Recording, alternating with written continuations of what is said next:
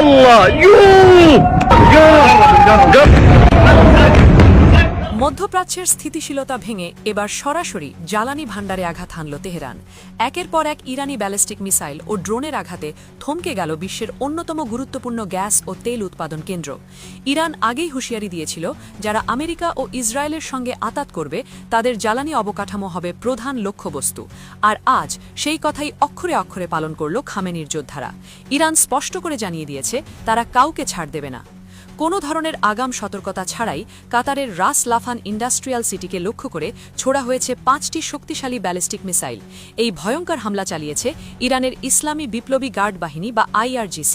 কাতারের আকাশ প্রতিরক্ষা ব্যবস্থা এর মধ্যে 4টি মিসাইল রুখে দিতে সক্ষম হলেও একটি মিসাইল সরাসরি গ্যাস উৎপাদন কেন্দ্রে আঘাত হেনেছে।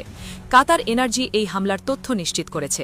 তারা জানিয়েছে, এই ভয়াবহ বিস্ফোরণে রাস লাফান কেন্দ্রের ব্যাপক অবকাঠামোগত ক্ষয়ক্ষতি হয়েছে। সৌভাগ্যবশত এই ঘটনায় এখন পর্যন্ত কোনো প্রাণহানির খবর পাওয়া যায়নি, তবে পুরো শিল্পাঞ্চলে চরম আতঙ্ক ছড়িয়ে পড়েছে। এই রাস লাফান কেন্দ্রটি শুধু কাতারের নয়, বরং বিশ্বের LNG বা তরলীকৃত প্রাকৃতিক গ্যাস সরবরাহের অন্যতম প্রধান হাব। এখানে আঘাত মানেই বৈশ্বিক জ্বালানি বাজারে সরাসরি ধাক্কা দেওয়া। কিন্তু ইরানের হামলার ব্যাপ্তি কেবল কাতারেই সীমাবদ্ধ থাকেনি। একই সময়ে সৌদি আরবের আকাশেও বাজছে সাইরেন।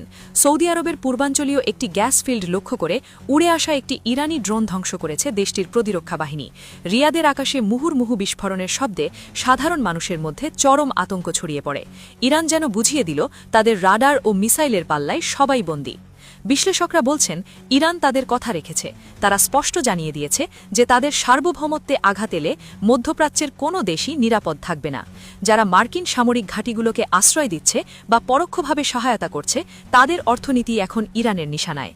এই হামলার তীব্র প্রতিক্রিয়া জানিয়েছে কাতার সরকার। তাৎক্ষণিক এক ডিসিশনে কাতারে নিযুক্ত ইরানি দূতাবাসের মাল সামরিক ও নিরাপত্তা কর্মকর্তাদের পার্সোনা নন গ্রাটা বা অবাঞ্ছিত ঘোষণা করে দ্রুত দেশত্যাগের নির্দেশ দেওয়া হয়েছে।